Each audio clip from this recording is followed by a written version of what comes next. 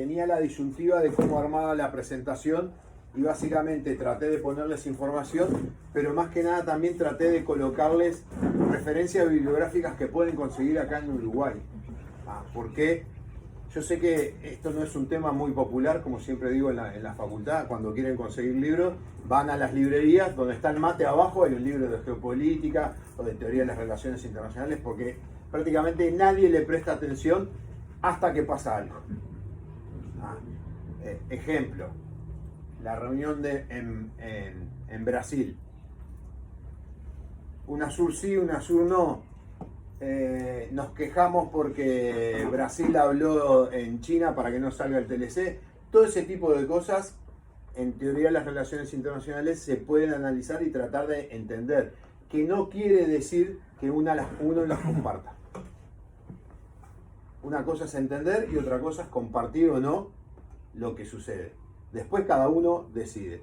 La vez pasada, cuando yo hablaba el tema del realismo, la explicación era una visión del mundo a través de ciertos elementos. Que nadie está obligado a decir, me dio esta versión, entonces tengo que aceptar esta versión. Pueden aceptar la versión que les guste más. Esta era una visión del mundo, de cómo se entiende el mundo.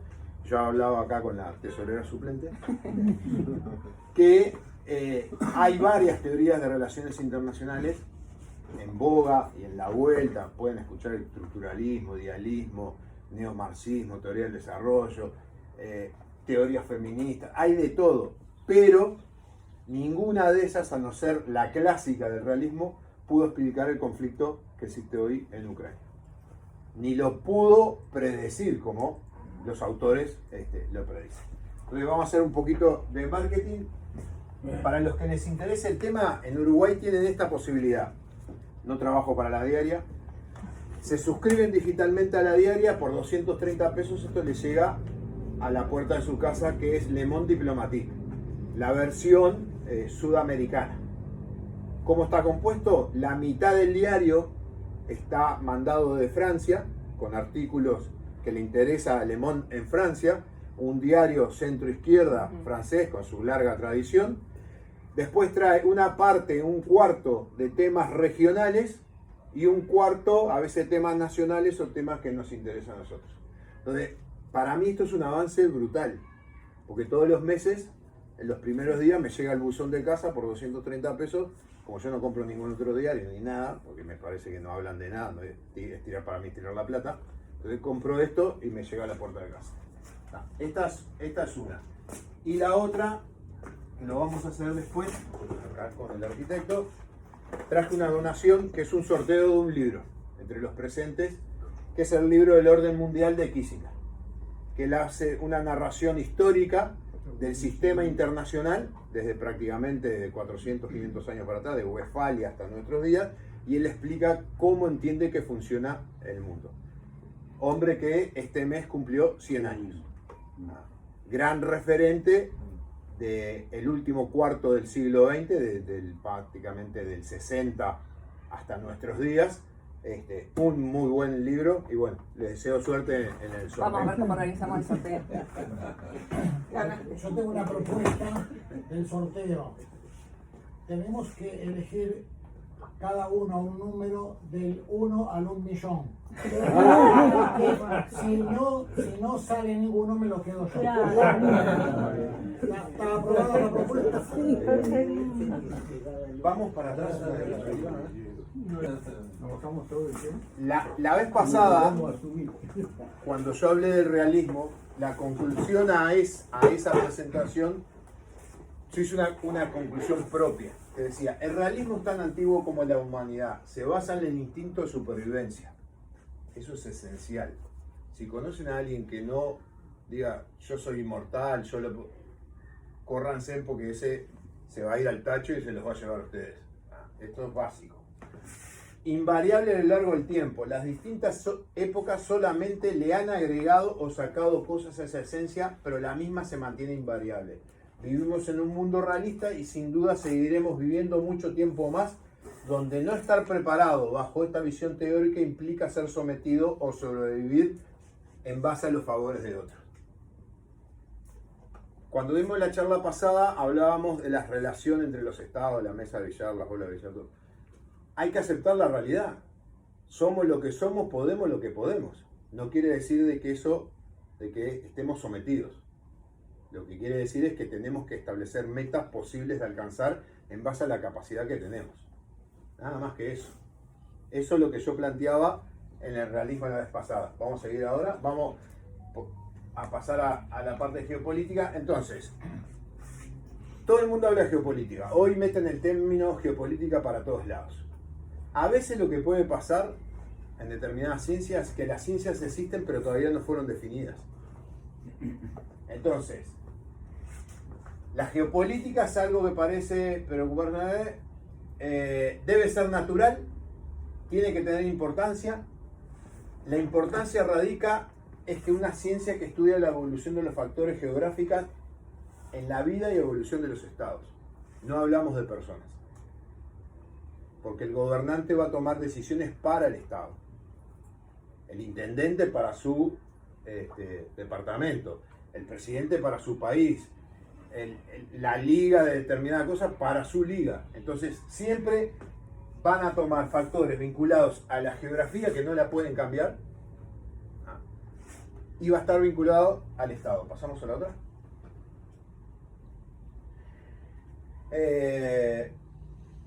Que busca obtener conclusiones para orientarla a la política para que puedan planificar esos objetivos. Después vamos a ver una definición más adelante. Vamos a pasar. Tiene que ser metodológica y racional. ¿Qué quiere decir metodológica? O sea, tiene que haber acumulación de conocimiento. Tiene que venir de tiempos. Tiene que... ustedes que son acá de Punta del Este, muchos son de muchos años acá. Entonces saben determinadas cosas que pasan acá porque tienen ese conocimiento y ese conocimiento lo pueden documentar, lo pueden transmitir. No, a ver, lo que trata de evitar esto de que venga un improvisado a tomar decisiones en un lugar que no conoce. Pasamos a lo otro. Vamos a ir más adelante. Como dice ahí, la denominación de la geopolítica es una denominación, si ustedes quieren, reciente. ¿Cuál fue el problema? Que los que la impulsaron, a su vez, fueron los responsables de desatar una Segunda Guerra Mundial. Entonces, como fueron responsables de eso, lo que pensaban se suponía que era malo. En Estados Unidos, la geopolítica se seguía desarrollando y trabajando, pero bajo otros nombres. ¿Por qué? Porque había una opinión popular que todo lo vinculado a la Alemania nazi era algo malo.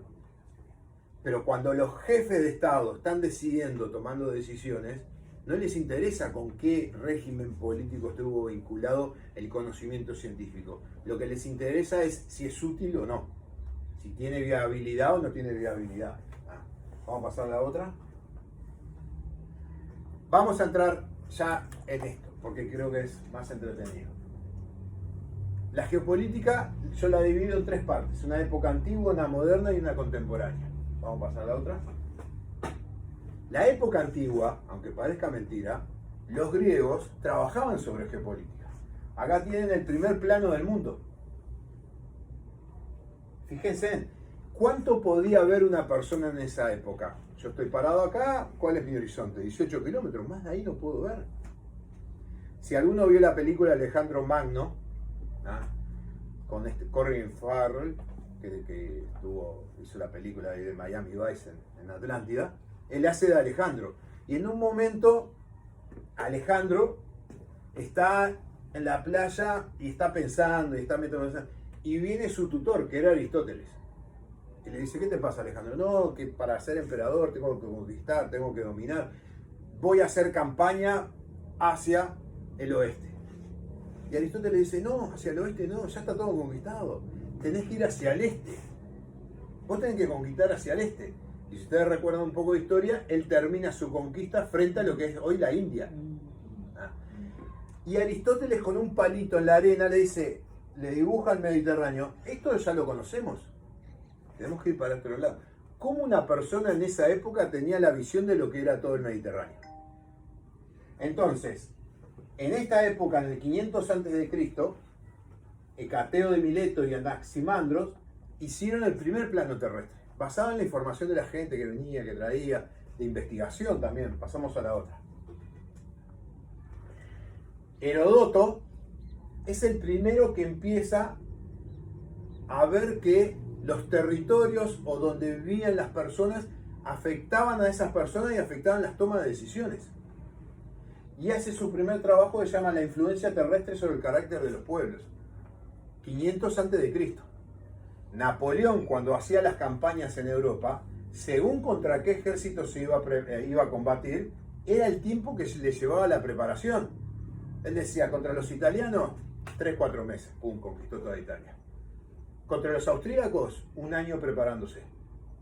Contra los suecos, casi 2 años preparándose. ¿Por qué? Porque decía, esta gente vive 8 meses del año, viven bajo nieve, en condiciones muy extremas, y tienen que tener carácter muy fuerte desarrollado. Entonces combatir contra ellos va a ser muy difícil. Pasamos a la otra. Yo esta presentación se la voy a dejar, y ahí tienen las referencias bibliográficas y esto también. Hipócrates de Cos es el primero que hace un documento escrito que habla de los aires, aguas y lugares, pero siempre con la visión sobre la sociedad, sobre el Estado y sobre la toma de decisión. Porque la geopolítica lo que sirve es para la toma de decisión. Pasamos al otro. Sócrates, la aplicación de conocimientos geográficos hacia la humanidad e instituciones políticas. Y acá tienen algunas referencias: Platón, Aristóteles, Sócrates, Polibio. Todos esos grandes pensadores griegos, aparte de ser filósofos, veían que había determinadas condicionantes naturales en el entorno que favorecían o le podían hacer difícil la vida a los grupos sociales. En la época griega, los estrategas eran las personas que tenían esa visión para poder lograr los objetivos.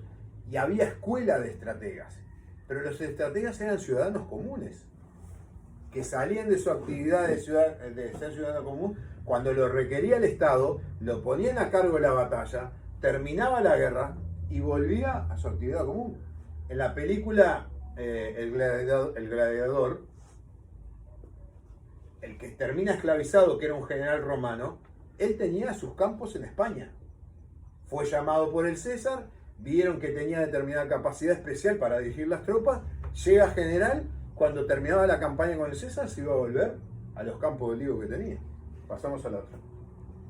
Entonces, la época moderna, estamos hablando de siglo XIII, XIV, XV, estimulada por intereses económicos y políticos. Siempre la economía está vinculada porque el poder económico deriva después en una serie de poderes, obtener beneficios, tener más poder, no el poder económico, sino acumular más poder. No existen guerras gratis, nunca existieron guerras gratis. Por eso a veces cuando me preguntan todo este tema de Ucrania, me dicen, no, pero Rusia era la segunda potencia militar del mundo. Sí, es verdad, lo era, hoy no lo es tanto, pero si yo agarro y mido Rusia con algunos aliados, ¿contra quién se enfrenta económicamente? No puede ganar nunca. Porque de este lado está casi el 80% de la economía del mundo. Ucrania hoy gasta 130 mil millones de dólares por año. Y los va a seguir gastando. Esto va a durar un buen tiempo. En algún momento Rusia va a hacer crack económicamente. Acá ustedes pueden ver algunas rutas comerciales que se extendían en el continente más grande del mundo, que es Europa y Asia unidos. Y al lado tienen África. O sea, en esa parte nosotros estábamos aislados, con 2 mares, 2 océanos, pero en esta parte, como ustedes ven, está la ruta de la seda, que ahora la están reflotando, las rutas por las especias por el Mar Rojo, ruta por las especias acá para el Golfo Pérsico, rutas dominadas por las ciudades italianas, y ahí tienen las principales cosas que eran lo que valía: algodón, canela, clavo de olor, nuez moscada. Pero había que entender la geografía del mundo para poder moverse. Pasamos a la otra. Las primeras monarquías. Las primeras monarquías es las consolidaciones de los estados feudales. O sea, no vamos a dar clase de historia, pero ustedes saben que hay todo un proceso de consolidación de dueños de pequeñas partes que se empiezan a acomodar entre ellos, o sea, a compartir, y llegan a la solución de que hay que nombrar a alguien que los organice a todos, porque si no se organizan ellos, van a venir los de afuera y se los van a conquistar. Y ahí empiezan a nacer las monarquías. Bueno, las primeras monarquías, las principales, estaba España, estaba Francia y estaba Inglaterra. ¿Y qué salen? Salen a buscar nuevos territorios, porque el concepto hasta el siglo XIX es mercantilista. Y el mercantilismo lo que tiene es la acumulación de oro y plata. Los ingleses son los primeros que se dan cuenta con el liberalismo, Hobbes y toda esa gente, ya en el siglo XVII, de que el poder real económico no pasa por la acumulación de oros y metales, sino por la transformación de las materias primas. Y si citáramos a Marx, los ingleses son los primeros que se dan cuenta que hay que agregarle valor agregado a las cosas. Lo que necesitan después es tener mercado para vender las cosas. Creo que la vez pasada, no sé si le hice la pregunta, pero la vuelvo a hacer. ¿Cuál es la prenda característica del gaucho? ¿El chiripá o la bombacha? La dice, ¿no? No sé si me explico, pero La guerra de Crimea. Las bombachas que usan los gauchos, están todos barros, son sobrantes de la guerra de Crimea.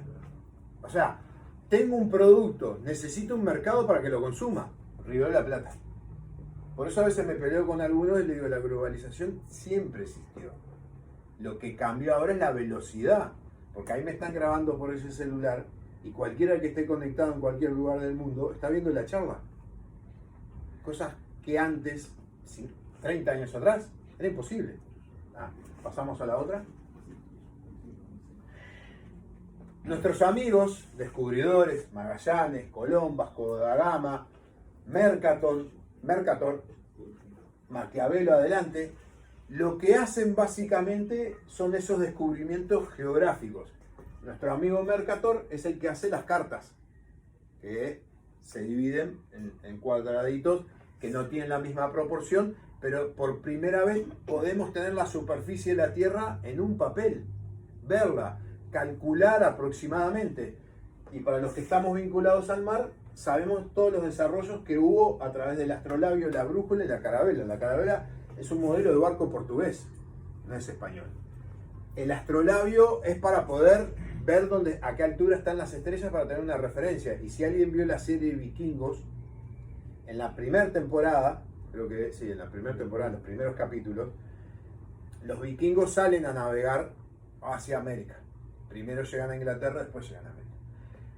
Uno de los vikingos, ¿cuál es el problema de navegar así? Vamos a decir, este es el Ecuador, navegar así. Yo no tengo referencia. ¿Cómo sé si estoy más arriba o más abajo? Porque capaz que yo estoy más arriba y estoy dando vueltas en círculo, puedo llegar a dar vueltas en círculo. En la película, en la serie se ve, él pone un balde de agua, en el balde pone un disco con un conito, una puntita, a la hora del mediodía, y ahí ve la proyección de la sombra. Si la sombra se alarga o se acorta, es que él se está yendo o para un lado o para el otro del rumbo que había trazado. Eso les permite a ellos poder navegar por lo menos en paralelo a la línea del Ecuador, no perderse. Esos inventos que se hacen por la necesidad de ir a descubrir, de saber en dónde estoy, saber cuánto llego, son los que Mercator, Magallanes ayuda a desarrollar, Vasco da Gama, Colón que usa la información de los genoveses, y Maquiavelo en su libro El Príncipe, que es el que da las pautas para cómo funcionar. Por eso está metido ahí en esa. ¿Pasamos a la otra? Uno de los primeros geopolíticos es Jean Bodin entre el año 1539 y 1596. Y él, la parte metodológica, acumula información a través de las relaciones entre el Estado y la geografía. Es el primero que lo vincula. Pasamos al otro. Montesquieu habla de la geografía humana y los sólidos fundamentos para la geografía política. Es siempre geografía con algo, geografía con algo. Todavía la palabra geopolítica no viene a estar presente. Pasamos a otro. La época moderna, 1744, o sea, siglo XVIII, aparece lo que se llama el concepto de Mileu, que conjuga factores físicos y geográficos. Y ese concepto es lo que estaría acá. Es la zona en común que hay entre los conceptos del ser humano y los conceptos de la geografía. Pasamos a la otra. Von Herder estudia sistemáticamente las relaciones entre el hombre y la tierra, habla del espíritu del pueblo, habla de la historia, de la psicología, habla discípulo de Kant. Vivimos en un mundo creado por nosotros mismos, o sea, empieza a establecer esos límites para poder tratar de entender el mundo. Pasamos a la otra. Von Ballow, alemán también, concepto revolucionario que la política exterior se basa en consideraciones geográficas. Entonces ya estamos metiendo no lo que pasa en el Estado, sino cómo nos relacionamos con otro Estado. Pasamos al otro. Nuestro amigo Monroe, allá por 1831 muere, pero en 1826 es que dice la famosa frase América para los americanos. Hoy muchos dicen la frase América para los norteamericanos. Del norte.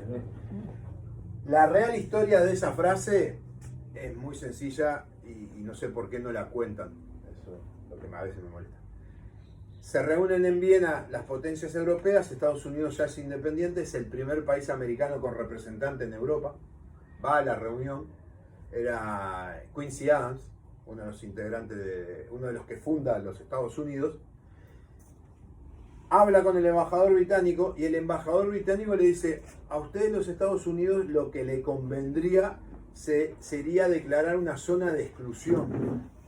Porque en esa época, 1826-25, los países europeos pretendían volver al continente americano para retomar las posiciones que habían perdido. Los británicos dijeron: si estos vuelven para América hay monopolio. Si hay monopolio yo no puedo vender. Necesito a alguien que tenga fuerza, que tenga poder, que diga no pueden venir. Los británicos hablan con Quincy Adams habla con Monroe, que era presidente de los Estados Unidos, y saca esa frase que el mensaje para los europeos es: no vengan porque si vienen nosotros vamos a apoyar a los estados americanos para enfrentarlos a ustedes. Que en realidad la frase lo que esconde atrás es un tema comercial. El que sale favorecido es el Reino Unido. Napoleón, él habla de la política de los estados, reside en su geografía, por eso es que él tiene esas divisiones. Los italianos son los atorrantes, los austríacos son gente que hay que prestar atención, los suecos son tipos difíciles. Bueno, basado en todo eso es que él escribe un libro que se llama esto: La política de los estados reside en la geografía. Pasamos a lo próximo. El señor Humboldt, que hay una corriente marina que lleva su nombre, se dedica a viajar y a navegar por el mundo y es el primero que determina que existen las corrientes marinas, que son fundamentales para toda la parte climatológica, lluvias, sequías.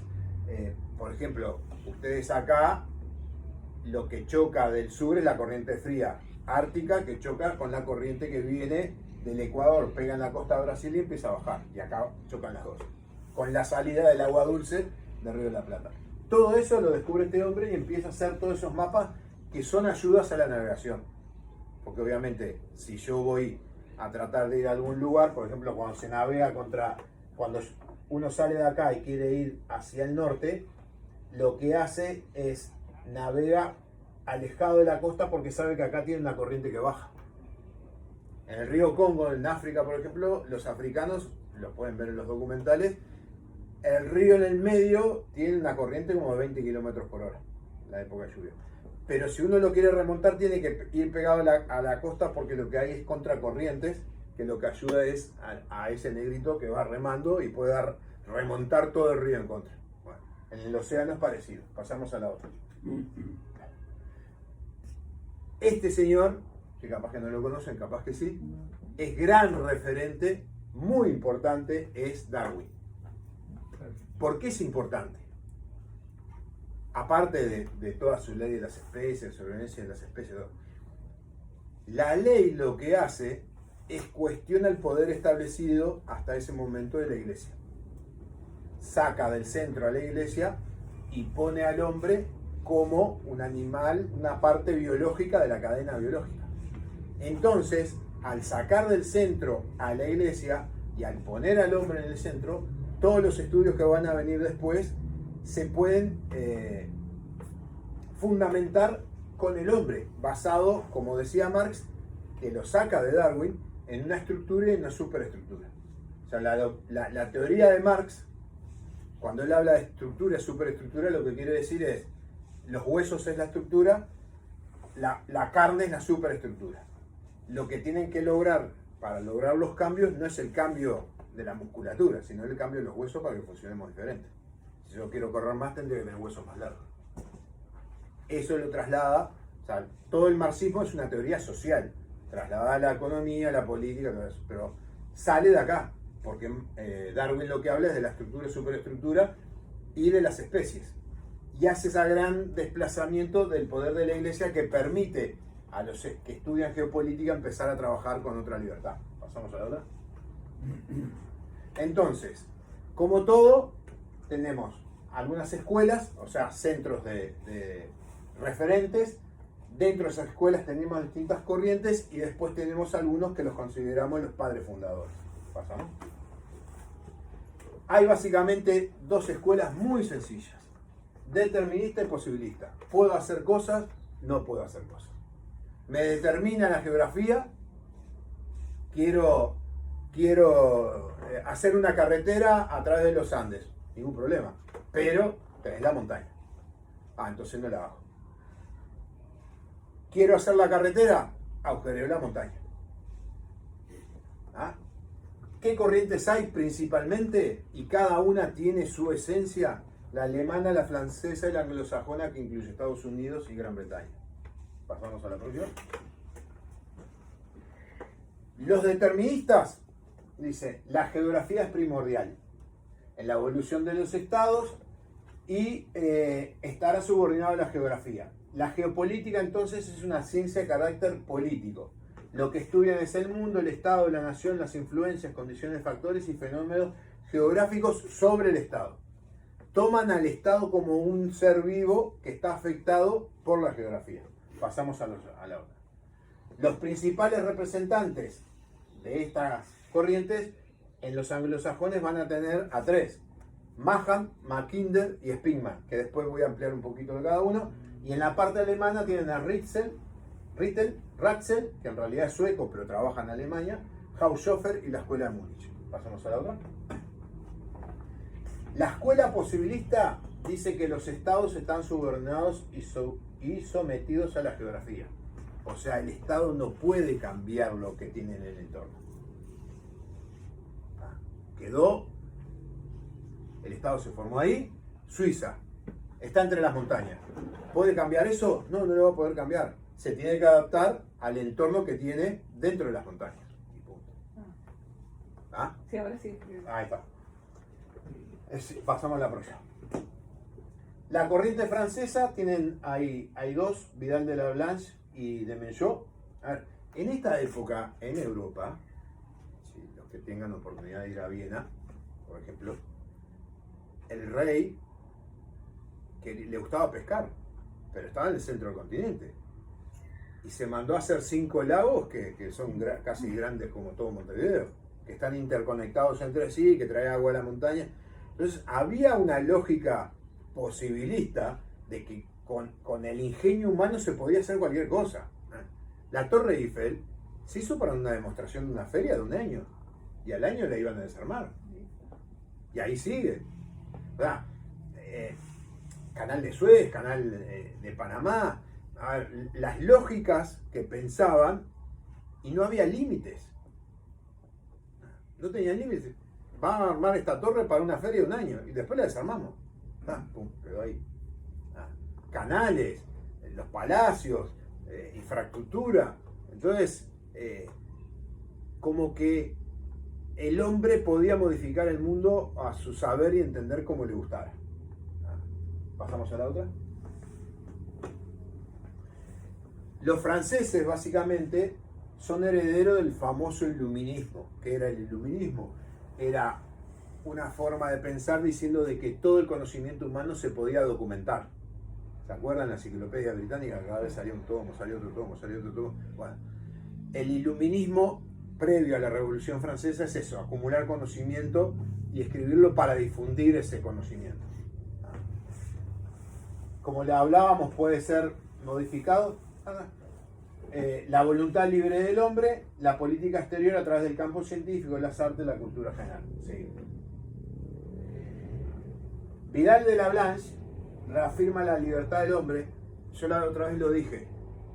En relaciones internacionales y en el mundo hay 3 revoluciones que son importantes. La americana, que es económica, pues los gringos tiran en Boston las cajas de té, porque los afectaba económicamente y querían poder tomar decisión. La francesa, que está vinculada al hombre, con Rousseau, el iluminismo, todo eso, los derechos del hombre, a tal grado la lógica de pensar de que tenían la razón, que después vienen los años del terror, el totalitarismo. El que no se plegaba a la revolución lo mataban. El Estado no era monarquía, pero el Estado soy yo decido que es lo correcto. Todo el resto que opine diferente a mí como Estado está equivocado. Y después viene la Revolución Rusa, porque la Revolución Rusa cambia lo económico, lo social y lo político. Esas son las 3 más importantes. Entonces, los franceses hablan de la libertad humana, el legado histórico, objetivos fijados. El hombre debe ser activo. Pasamos a la otra. Posibilismo geográfico. Se crean cátedras en la Universidad de Geografía. Geografía con vinculado a la pedagogía. Cuadro de geografía de Francia. Desarrolla la geografía regional. Con este hombre, Vidal de la Blanche, Francia como que se despega del resto del mundo porque disemina la lógica del entender geográfico. Crea esa universidad y se empieza en la escuela, se empiezan a dar clases de geografía por primera vez. 1850, 1860. Como algo importante para la educación y la pedagogía.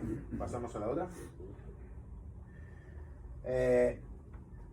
Considera al hombre como un ser activo que sufre las influencias del medio, actuando sobre este y transformándolo. Pasamos a la otra. Vamos a pasar a la escuela alemana. Cada escuela, imagínense que cada una de las escuelas tiene un cuadro de fútbol del cual es fanático. Entonces las cosas que va a plantear van a tirar a favor de ese cuadro de fútbol. Alemania, cuando nace, en 1875, tiene el problema que tiene a Rusia arriba y a Francia abajo.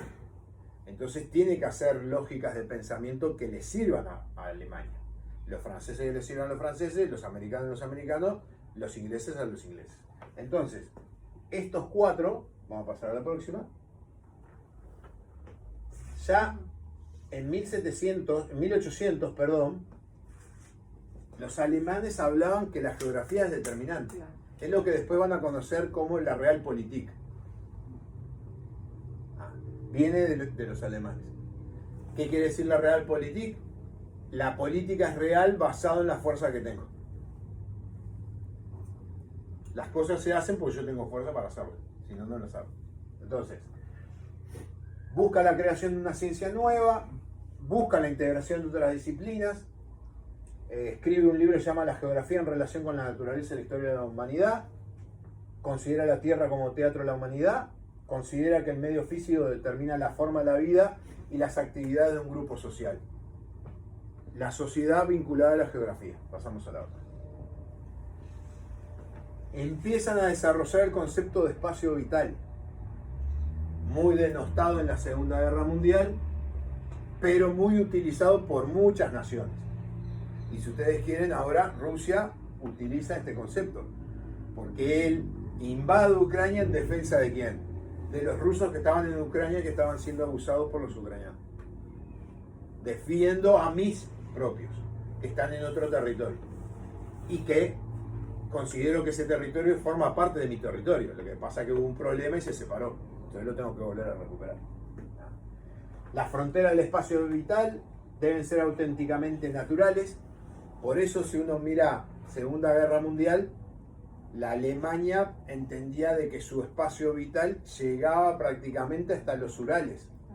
O sea, el centro era Alemania, y a medida que se alejaban de Alemania iban siendo menos alemanes, pero eran alemanes. Pasamos a la otra. Este señor Ratzel, geógrafo, etnógrafo y es el que plantea el concepto del espacio vital, o sea, el espacio mínimo que tiene que tener una sociedad para poder desarrollarse. El problema es que el mínimo, para mí el mínimo puede ser esta habitación y de repente para algunos de ustedes el mínimo es toda la propiedad. Ahí tenemos esa discusión. ¿Cuál es lo mínimo? El Estado-Nación es parte localizada en un pedazo de tierra organizada. O sea, que cualquier lugar que se transforme en una tierra organizada, o sea, donde haya sociedad con autoridades, límites, que es lo que exige Naciones Unidas al día de hoy para el reconocimiento de un territorio. Por eso las FARC, cuando tuvieron los acuerdos hace un tiempo atrás, llegaron a un momento que dominaban parte de un territorio y cobraban impuestos. Tenían autoridades. Porque ese era el paso previo a ir a la Asamblea General de Naciones Unidas a decir de que eran un nuevo territorio que estaba dentro de Colombia. Pasamos a la otra. Leyes básicas que plantea: el espacio de los estados aumenta con el crecimiento de la cultura. Esto está escrito fines del siglo XIX. Entonces ahora se podrían plantear la influencia cultural, ¿en qué nos afecta a nosotros como sociedad? ¿Nos integra más como sociedad o nuestra sociedad se está integrando a otras sociedades o no se está integrando a nada? El crecimiento de los estados se produce por la fusión y la asociación de unidades políticas menores. Si yo voy a Rivera, Artigas, la mayoría de la gente ahí debe hablar portugués, mira la Red Globo, y de repente mañana, si hacemos un plebiscito, capaz que deciden anexarse a Brasil, porque tienen más beneficio que estar perteneciendo a Uruguay. Voto. Bueno. Las fronteras son un órgano periférico del Estado y como tales son prueba de testimonio de crecimiento de fuerza. Las fronteras es la piel del Estado. Hay gente que tiene la piel muy fina y gente que tiene la piel muy gruesa. Si tenemos la piel muy fina, es posible que cualquier cosa que nos choque nos lastime, nos perfore.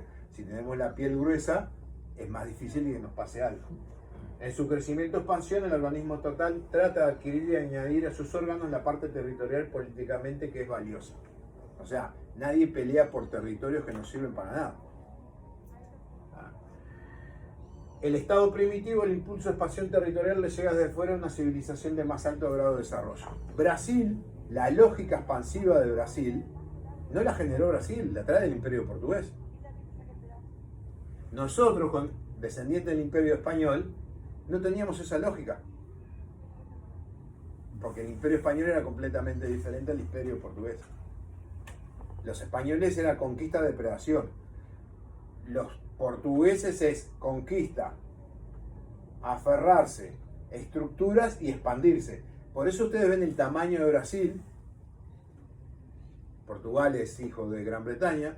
Ven el tamaño de Estados Unidos. Ven el tamaño de Australia, el tamaño de Canadá. Son lógicas anglosajonas. Pasamos al otro.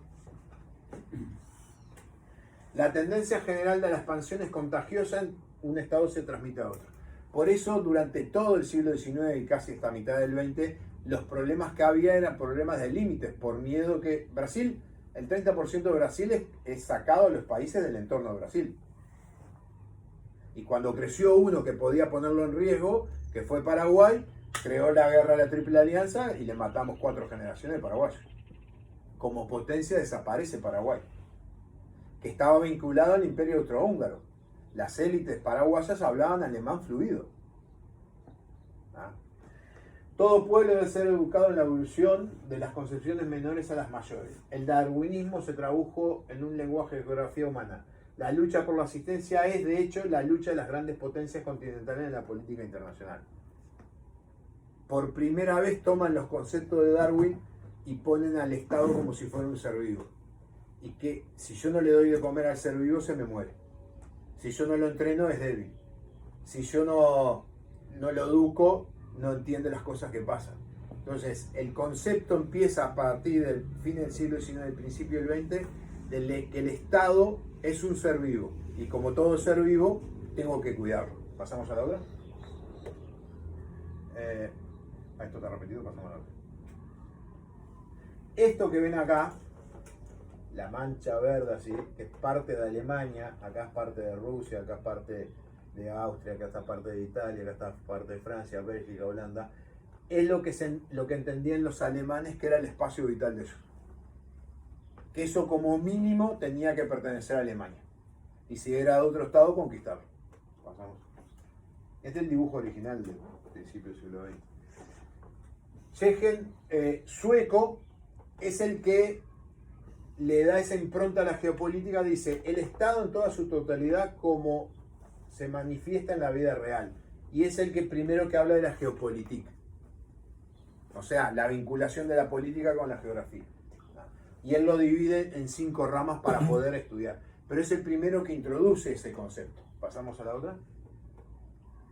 Y él habla la geografía analizada desde la política, geopolítica, desde la economía, geoeconomía, desde la sociología, geosociología. Y la política define en forma el poder y la vida del Estado. Se trata de un desarrollo en un próximo determinado. Los Estados son seres sensibles y razonables como los hombres. El Estado es la tesis y la geografía es la antítesis. Y la síntesis, ambas. Claro, es la unión de los dos. Siguiendo a Hegel, Estado y geografía se unen y dan el producto final. Pasamos a la siguiente.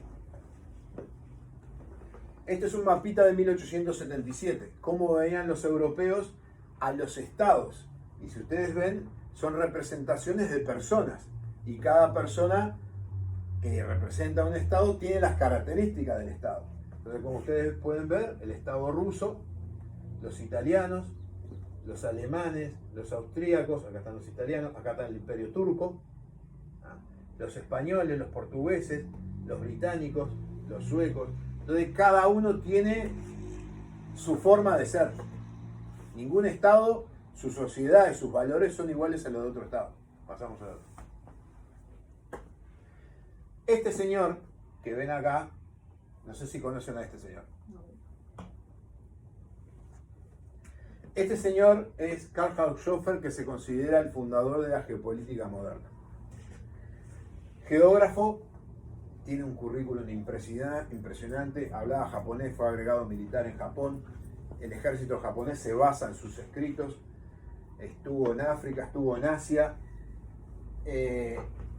funda la revista Geopolítica, el hijo es canciller del periodo nazi, lo terminan matando los nazis por algunos problemas que hubo internos, a él lo llevan a la corte de Nuremberg, porque cuando Hitler está preso, durante todo el año lo visita todos los días y le transmite esas ideas de geopolítica. Entonces en Nuremberg lo consideran como criminal de guerra.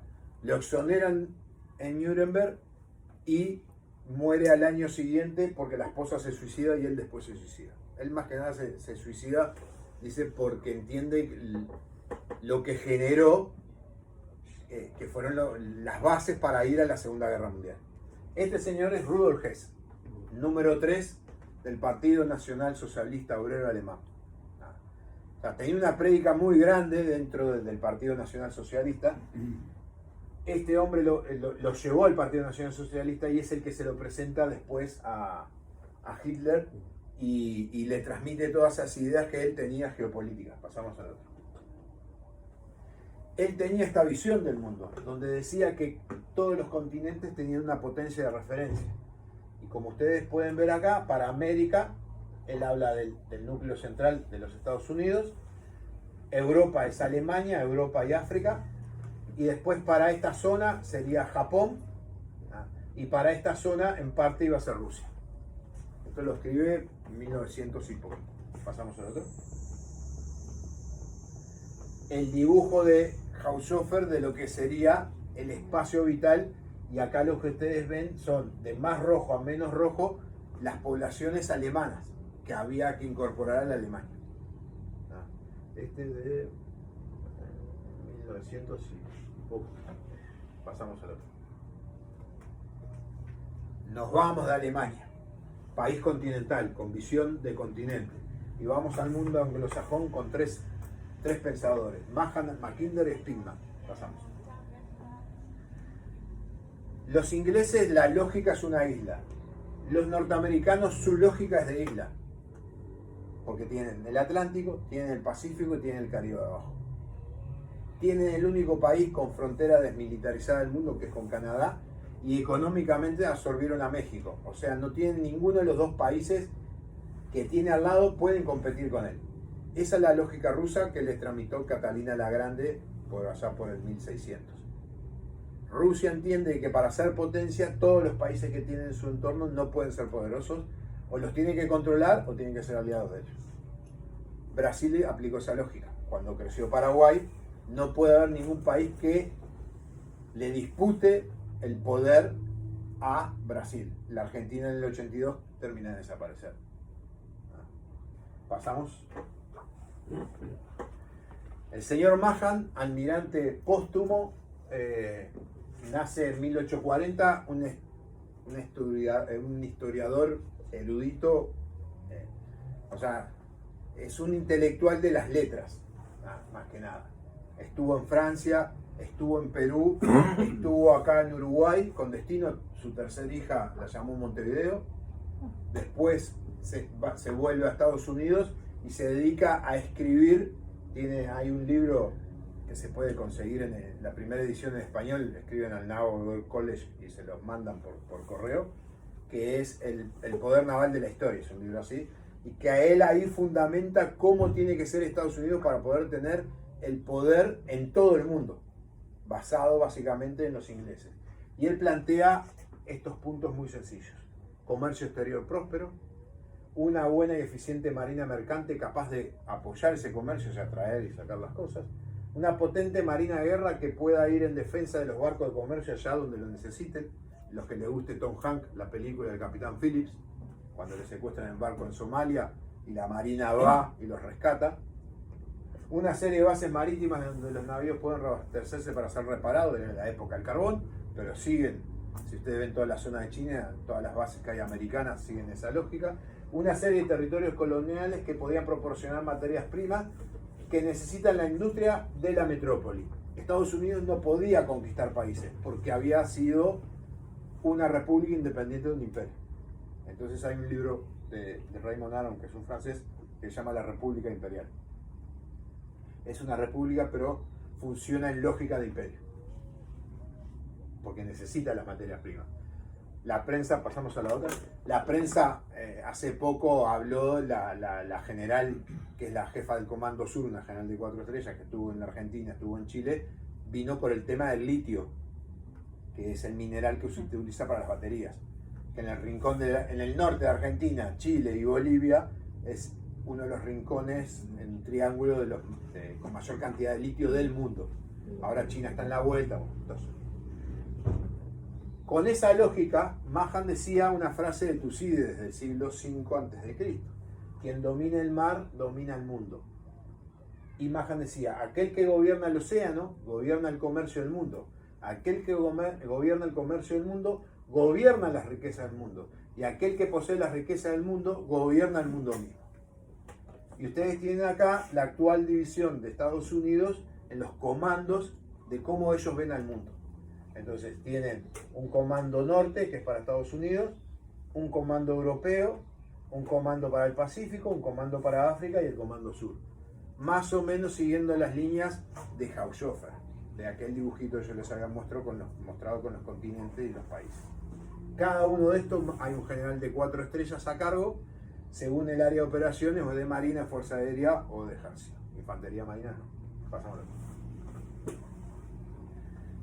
El señor Mackinder, un británico con un largo historial diplomático que recorrió mucho Rusia cuando fue la revolución, estuvo en la zona de los Balcanes, en la misma Rusia. Ustedes saben que la revolución rusa, que empieza en el 17, en realidad termina a consolidarse en el 23, porque hay peleas internas, guerra civil, todo. Bueno, él ve todos esos procesos. Entonces él escribe en 1904 un documento que dice The Geographical Pivot of History, o el pivote geográfico de la historia. Él dice: en 400 años los contornos del mundo han sido abarcados y cartografiados, o sea, conocemos ya casi todo el mundo, con aproximada fidelidad. El mundo por primera vez es un sistema políticamente cerrado. No le podemos agregar nuevos países, ni territorios, ni sacar agua. Es lo que hay. Entonces, teoría de juegos. Tenemos esto para repartirnos entre los que estamos. Si yo gano algo es porque se lo saco a ella. Si él gana algo, pues me lo saca a mí y yo se lo saqué a ellos. Por eso es un sistema cerrado. No se puede agregar nada, no se puede sacar nada. El que gana, lo gana a expensas de quitarle al otro. Las naciones del mundo no pueden ignorar sin temeridad las incidencias que ocurren en cualquier parte del globo. Principio del siglo 1904. Él estaba diciendo, pasa algo en China, nos tiene que interesar. Pasa algo en Tierra del Fuego, nos tiene que interesar. Pasa algo en Groenlandia, nos tiene que interesar. Pasamos a la otra. Él plantea en su trabajo 6 puntos importantes, es el mensaje que da. Dice, Europa costera, oeste y centro de Europa, Asia costera, India, China, sudeste asiático, Corea, este de Siberia, Arabia, el Sahara, sur, centro del mundo, Sudáfrica, y lo más importante, el centro del mundo o el corazón del mundo, que le dice el Herland. Nosotros no existimos. No se preocupen, estamos fuera de todo. Pasamos a la próxima. En un simple dibujo, él dice que quien controle Europa del Este dominará el pivot del mundo, quien controle el pivot del mundo dominará la isla del mundo, quien domine la isla del mundo dominará el mundo. ¿Y dónde está el corazón? Acá. Y el conflicto de Ucrania es acá. En ese borde entre el centro de gravedad del mundo y estar fuera del centro de gravedad del mundo. Pasamos a otro. Perdón, ¿él no fue el que dijo de que la unión entre Alemania y Rusia sería el dominio del mundo? Sí. Nos vamos un poquito más adelante. Spingman, periodista holandés que se radica en los Estados Unidos, trabaja las teorías de Mahan, trabaja las teorías de Mackinder, y él lo que plantea es lo siguiente. Habla de lo que llama el Ringland o el anillo de tierra. Él lo que dice es que no se puede conquistar el centro de gravedad. Vamos a pasar a la otra porque creo que... Él lo que dice es lo siguiente. Mackinder dice, el que domine todo esto, domina el mundo. Ahora, ¿cómo hago para dominar esto? Nosotros estamos acá. Tendríamos que llegar a la costa y de acá llegar hasta acá. ¿Ustedes se imaginan la cantidad de millones de personas, de tanques, de aviones, de todo lo que tendrían que usar para poder conquistar todo esto? Entonces él lo que plantea es lo que se llama dominar el anillo, lo que está por afuera. Controlar esto. Si yo controlo esto, es como el sitio a una ciudad. Yo puedo ir a conquistarla. Pero si yo la sitio, yo regulo que entre y que sale. Entonces, si yo tengo acá control sobre toda esta parte, yo regulo que entre y que sale acá. Y si ustedes ven los mapas de la Segunda Guerra Mundial para acá, Estados Unidos lo que ha hecho en la época de Guerra Fría eran alianzas con todos los países que están acá. Y si miran ahora, la mayoría de las bases están acá en Europa, están acá en Arabia Saudita, tienen apoyo de India, está acá Malasia, está acá Taiwán, está Japón, todo. Entonces él lo que dice es, no conquistemos el centro, controlemos el anillo. Pasamos a la otra. Acá tienen una combinación de las dos cosas. Estos eran los mapas que hizo Spingman. Él lo que dice es que nosotros somos un continente nuevo y estamos afuera. Entonces lo que tenemos que evitar son las amenazas que vengan desde el continente africano o europeo hacia nosotros o del continente asiático hacia nosotros. ¿Cómo hacerlo? Controlando ese anillo. Esto es Mackinder y esto es Spingman. Y esto es la base junto con... Pasamos a la otra, eso no me acuerdo si lo puse. Acá hago una combinación. Mackinder, Spingman, Truman, que es el que lee todos estos documentos. Acá está la zona que Spingman considera que es importante, entonces lo que hay que controlar desde afuera. Justo está Kazajistán, Rusia, acá está Ucrania, Turkmenistán, Uzbekistán, Tajistán, y no me acuerdo con más que dice. Este libro yo lo tengo, conseguí la primera edición de la Universidad de México, que es Estados Unidos frente al mundo. Y uno lee, o sea, él se muere de cáncer en el 44. Y la humanidad se perdió 40 años de un brillante geopolítico. Pero escribe dos libros, La geografía y la paz en el mundo y Estados Unidos frente al mundo. Acá él lo que plantea es cómo tiene que funcionar Estados Unidos después de terminar la Segunda Guerra Mundial. Y hay todo un capítulo europeo que plantea el problema que se está dando acá. Porque la discusión que ustedes tienen acá Ucrania es si Ucrania está del lado de Occidente o está del lado del mundo ruso. Pasamos a la próxima. Vamos a pasar a la otra. Vamos a pasar a la otra, por si no los hago aburrirse. Vamos a pasar. La geopolítica dejó de ser una ciencia agresiva entre los estados para convertirse en una sana consejera del gobernante, a quien científicamente le indica las limitaciones, restricciones, condiciones, etcétera, de estado y cuál sería la forma de alcanzarlo en el mundo. El problema de la geopolítica es que siempre se vio como una ciencia agresiva por esa lógica de que hay que sobrevivir. Y la forma de sobrevivir, muchos la entendían que era devorándome parte del otro. No era colaborando, era enfrentándome. A partir del fin de la Segunda Guerra Mundial, la geopolítica ya se ve como una ciencia cooperativa y deja de tener ese manto de crueldad y de amenaza. Pasamos a la otra. La ciencia geopolítica, muchos la ubican dentro de la ciencia política, otros la ubican dentro de la geografía y otros la ubican por separado. Y lo que básicamente hace la geopolítica es determinar los objetivos nacionales del Estado. ¿Qué es lo que quiere hacer el Estado? Objetivo nacional quiere decir que yo estoy parado acá, quiero llegar a esa puerta. Bien, ¿qué tengo en el camino de acá a esa puerta? Y los tengo a ustedes, están las sillas. Esos son los obstáculos que yo tengo que tratar de superar. Pasamos a la otra. Y esta es una definición que yo metí en una licuadora porque hay cada pueblo tiene, cada uno tiene su definición. Entonces metí en una licuadora todas las definiciones y armé una. Y dice así: geopolítica es la ciencia que estudia la influencia de los factores geográficos en la vida o evolución de los estados. O sea, el objeto de estudio es el Estado. A fin de extraer conclusiones de carácter político, o sea, para poder decidir. Guía al estadista en la conducción de la política interna y externa del Estado. No guía al gobernante, porque el gobernante tiene un periodo de actuación muy acotado. El estadista tiene un periodo de influencia sobre las élites mucho más largo. Orienta al militar en la preparación de la defensa nacional y en la conducción estratégica, porque la geografía no cambia. Si ustedes ven los escritos de Miranda, que son de 1905, cuando nace la Armada, ¿qué ha cambiado en más de 100 años? Tenemos la misma costa, tenemos el mismo río, tenemos ahora la parte económica, la plataforma continental, es lo único que ha cambiado, pero la geografía sigue siendo la misma. En la conducción estratégica, que quiere decir cómo planifico yo mi defensa, o si soy un país agresivo, cómo sería mi ataque. Al facilitar la previsión de futuro, trato de ver hacia futuro qué va a pasar, mediante la consideración de la relativa permanencia de la realidad geográfica. No va a cambiar, el río Uruguay va a estar ahí, la frontera seca está allá, Brasil está ahí, Argentina está ahí. Le permite deducir los objetivos en consecuencia, las medidas de conducción, pasamos a la otra, y las medidas de conducción. O sea, con esa visión yo puedo plantear un futuro.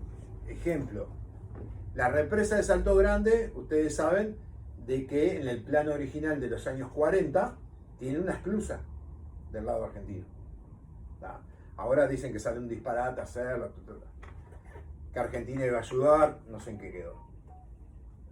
La esclusa lo que permitiría es traer capacidad de carga del sur de Brasil. Claro, a los camioneros no les sirve. El puerto de aguas profundas, el primer proyecto es de 1923. El Senado lo echó para atrás porque los brasileños pusieron su moneda ahí anduvieron repartiendo, ¿verdad? Pero para hacer el puerto necesitan tener arterias y venas que alimenten a ese puerto, que vengan desde Bolivia, desde casi Argentina con Chile y por lo menos de Río de Janeiro para acá, para abastecerlo, si no, no funcionaría. Y esto es una simple planilla. Vieron que ahora estamos en la era de los protocolos. Me corté un dedo. ¿Cuál es el protocolo? Venderte el dedo. Y aparece la lista, ¿no? Ponga la venda, póngase el alcohol, la gasita, Bueno. Esos son inventos de los gringos, que los gringos lo que tienen la capacidad de estandarizar y preparar gente en poco periodo de tiempo. Con eso lo que uno se evita es de que la persona que está tomando las decisiones se saltee cosas. ¿Aplicaste el protocolo? Sí. ¿Del 1 al 34? Sí. Entonces yo sé que del 1 al 34 aplico todo. Esto es una planilla para hacer un estudio geopolítico, donde hay un montón de cosas. Como ustedes ven, la parte de mares, profundidad, vulnerabilidad, relieve, agua, litoral. Pasamos a la otra. recursos naturales, alimentos, el tema de agua, que estamos ahora, saldos y déficit, pasamos a la otra. Cómo es el pueblo, la raza, la población, el volumen, la cultura, los elementos básicos, el comercio, pasamos a la otra. Clima, recursos naturales, otra vez, pero materias primas críticas estratégicas, agua, alimentos y otros, saldos y déficit de vuelta, pasamos de vuelta. El gobierno, la estructura, cómo es políticamente, el área política. Vieron que Brasil cambió 3 veces de capital, la movió. ¿Por qué? En la lógica brasilera, la lógica geopolítica, necesitan llenar espacios vacíos. Entonces termina llevando a Brasilia, al centro de Brasil, porque si no va a ser un espacio vacío que cualquier otra influencia de otro lado lo puede cuestionar. La antítesis es la Argentina. Si ustedes saben, en la Argentina estuvo el rey de la Patagonia, que fue un francés que se declaró rey y hizo moneda. Hubo intentos de formar nuevos países en la Patagonia y hasta hubo intentos de llevar a los judíos de la Segunda Guerra y ponerlos en la Patagonia. Porque son espacios completamente vacíos. En la geopolítica hay 2 presidentes que eran profesores de geopolítica, activos. Y los 2 son latinoamericanos. Uno era Perón y el otro Pinochet. Perón crea 2 provincias más en la Argentina para cubrir esos espacios vacíos. Y Pinochet hace la división en regiones de Chile en 12 regiones. O sea, junta provincias y las divide en 12 partes para que cada una tenga un polo de desarrollo económico y a su vez tenga capacidad de autosustentación militar, por si Argentina atacaba. Porque Chile en algunas partes tiene 35 kilómetros de ancho.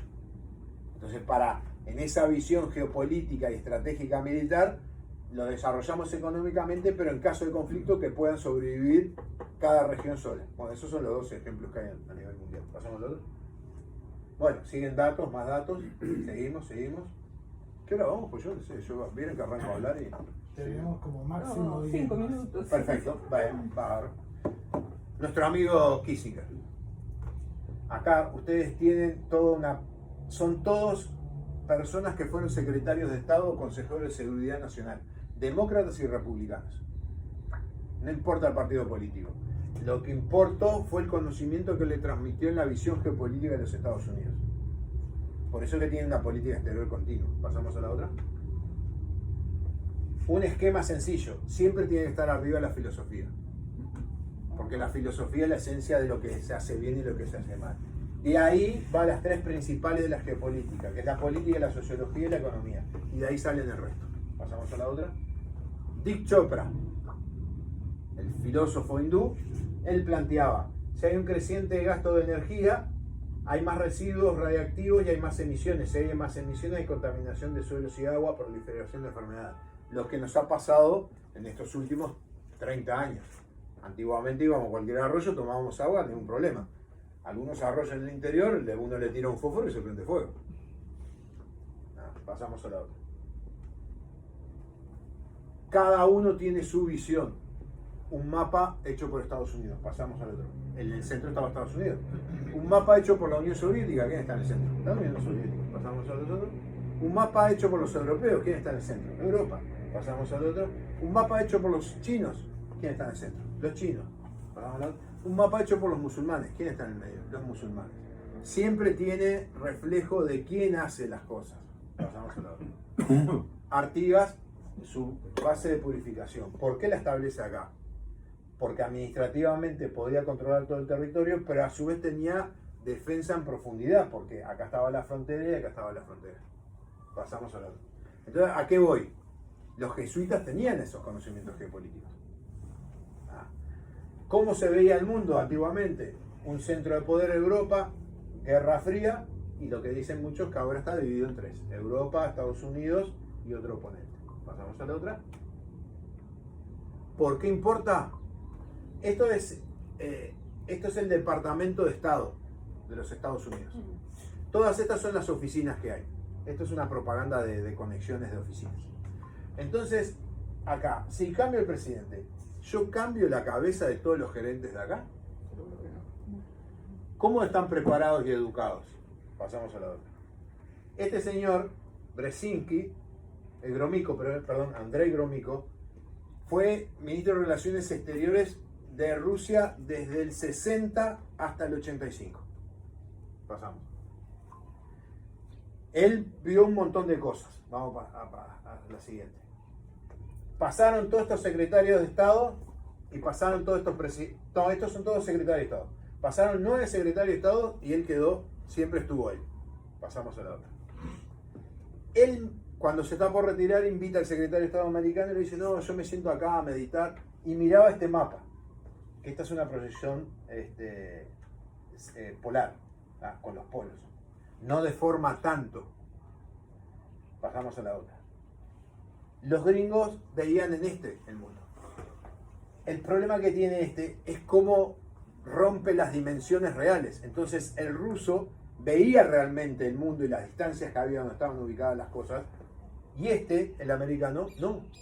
Entonces ahí hay errores de apreciación y de toma de decisiones. Pasamos a la otra. Este es el mapa que refería a Gromyko, y este es Putin cuando recién asume. Si uno ve algunas fotos en el Kremlin, él tiene este mapa y tiene otro más. Todos no son proyección Mercator. Pasamos a la otra. Nuestro amigo Kissinger, 100 años. Pasamos a la otra. Algunos libros. Esta es la tesis de maestría de él, el uso de las armas atómicas en las relaciones internacionales. Este libro lo pueden conseguir. Estos se pueden conseguir acá también.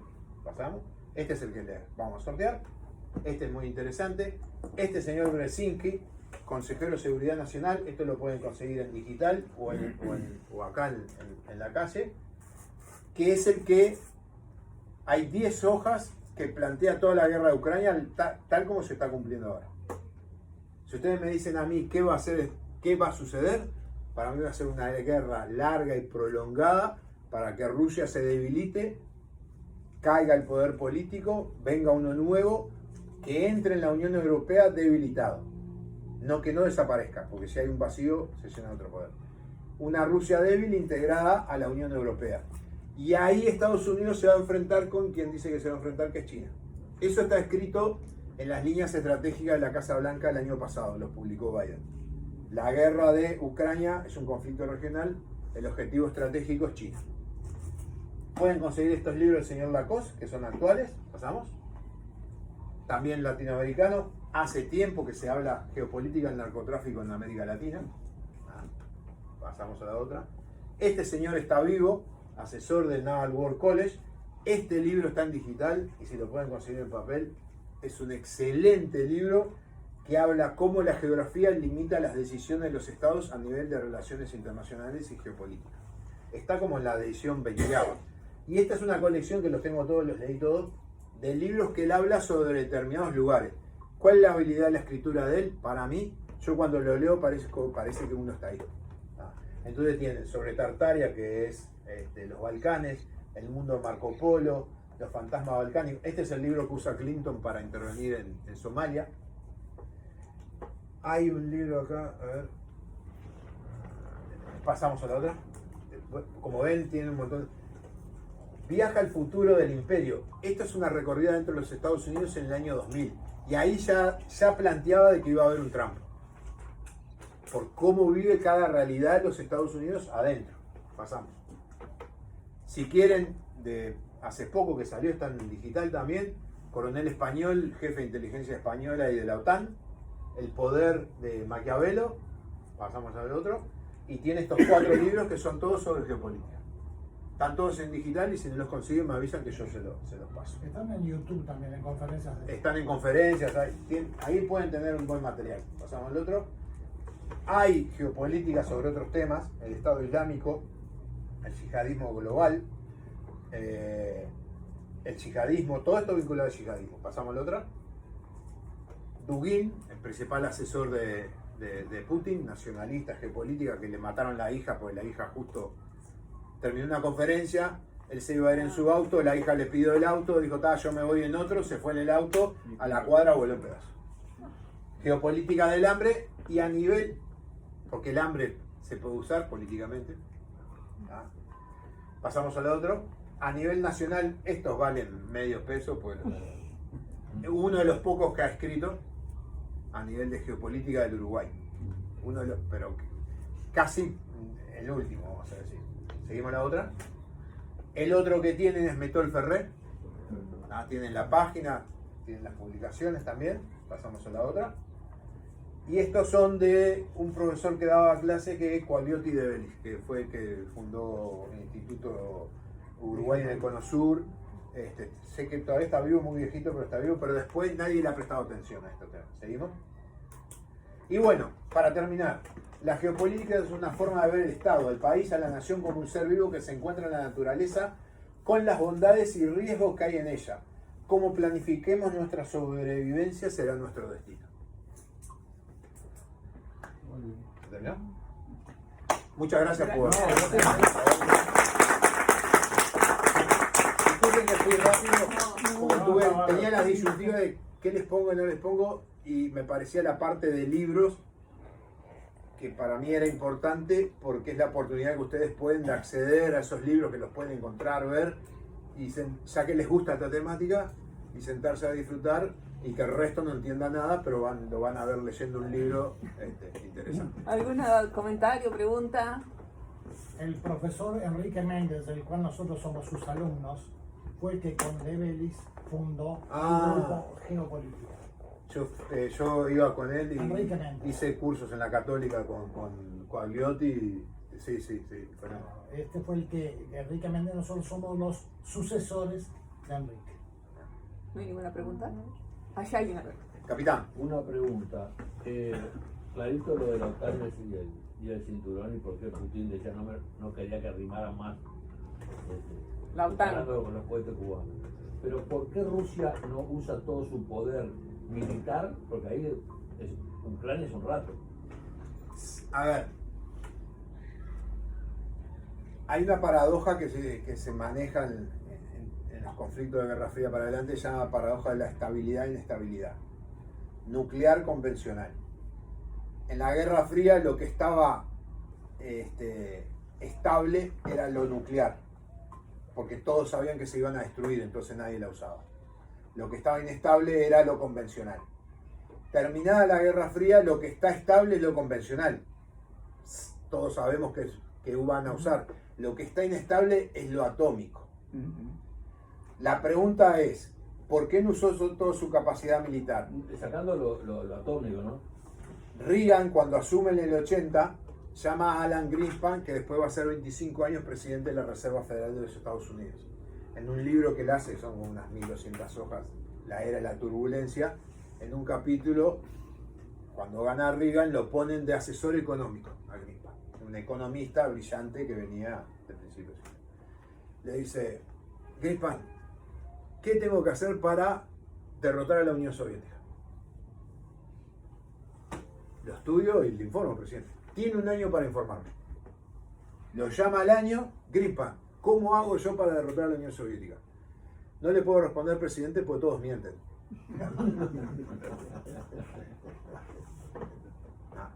Entonces, que teníamos en el imaginario que era la segunda potencia militar del mundo, sí, porque todo lo de la Unión Soviética quedó básicamente en Rusia. El problema es cómo lo usamos. El cuadro de fútbol son 11 jugadores. No tienen que ser 11 estrellas, tienen que ser 11 que jueguen coordinadamente. Entonces, lo que demostró el conflicto es que primero hubo un error de apreciación. Porque hay detalles, uno se va enterando de detalles. El que asesoraba a Putin de los temas de información de Ucrania era inteligencia interna del Estado ruso, no la externa. Entonces lo consideraban como un país propio. Lo que le dijeron es, mirá, vas a ir, te van a recibir con flores, y en 3 días sacás al presidente, pones un títere, Europa se queja un poco y al otro día se olvida como buena hipócrita que es Europa. Porque le interesaba el gas, el petróleo, y no romper esas lógicas que muchos planteaban, que la integración económica disminuía los conflictos. Entonces, como digo, Europa es muy promiscua. ¿Por qué? Porque su seguridad la basaba en Estados Unidos. Sus recursos baratos los basaba de Rusia. Y su producción de mercado lo basaba en China. Y ellos disfrutaban los beneficios de todo eso. Por eso no querían romper. Pero Rusia hace un mal cálculo, porque usa alrededor de 200.000 efectivos. 200.000 efectivos para lo que era Ucrania, tendría que haber usado 1 millón. Pero si yo voy a un paseo y en un poco rato termino, y después lo que va demostrando es lo que ya más o menos se sabía de las Fuerzas Armadas rusas. En el año 80 aterriza el avión de última generación de combate ruso en Alemania y los gringos lo desarman todo. Se lo devuelven desarmado completo. Lo que se dieron cuenta es que el avión era muy moderno, pero tenía mucha cosa de tecnología antigua. Entonces, en el mundo militar, las cosas funcionan cuando tienen que funcionar, y si no funcionan, están mal. Y lo que ellos han demostrado ahora es que están mal. Ejemplo muy estúpido. ¿Cuántas fotos de edificios en Ucrania impactados por misiles hay? Montones. Mi pregunta es, ¿un misil yo lo tiro contra un edificio civil? ¿Gasto casi entre $500,000 y $1 millón para pegarle a un edificio civil? Ahí el mensaje es, el misil no funciona, anduvo algo mal o están en problemas. Porque eso, un misil lo uso, y lo que hasta el día de hoy, Rusia tiró 5.000 misiles. En los primeros 240 días tiró 3.500 misiles, en los últimos largó 1.500 misiles. Tuvo que haber, o sea, no podría moverse nada de las Fuerzas Armadas de Ucrania con esa cantidad. Entonces, lo que demuestra es que mostraba una cosa, pero la realidad es otra. Están peleando blancos que no son blancos. Exacto. Claro, pero no es solo eso. Hoy estábamos hablando con ella. Hoy un ucraniano, y tiene por lo menos un nivel, cualquier soldado ucraniano preuniversitario. Porque tiene que manejar la tablet, el dron, tiene que recibir la información, transmitirse al centro de comando, ellos tienen que agarrar las piezas de artillería, regularla, regular el GPS de la munición. Hay todo un salto tecnológico que involucra determinado nivel, que del lado ruso no lo hay. Pero no te vayas a dar corriente. No, fue aquella, no. En esta muero, en aquella no. Eso y ahora está metido en ese problema, y ahora las guerras son continuación, la guerra es la continuación de la política por otros medios. Está atrapado en un dilema político, porque dijo un montón de cosas. ¿Qué hace? ¿Se retira? Los rusos, cada vez que alguien perdió una guerra, ¿ah? Entonces, y para mí, como lo dije, a Estados Unidos le vino bien porque le dio la posibilidad de que, sin emplear efectivos americanos, están en una guerra de largo plazo, donde las 10 economías más grandes del mundo están apoyando a Ucrania. Y no he logrado conseguir amigos por otro lado, digamos. O sea, los chinos lo pueden visitar, pero hasta allí nomás. Lo que pasa que en una relación de poder, Rusia no tiene poder de vetar los apoyos a Ucrania. Occidente tiene el poder de vetar los apoyos a Rusia. Porque el problema con China es que China es dependiente de Occidente, no es autosuficiente. No se puede meter en ese problema. Irán está aislado de todo, no le importa, pero así están. Ahora, no ha salido en la prensa, pero todos, qué bien que los gringos se fueron de Afganistán. Sacaron el pie del hormiguero. Ya Afganistán está en guerra en la frontera con Irán. Entonces ahora Irán tiene que atender el problema que nos sacaron. Que eso se lo mantenía controlado la OTAN. Por eso es... Espectacular, gracias. No,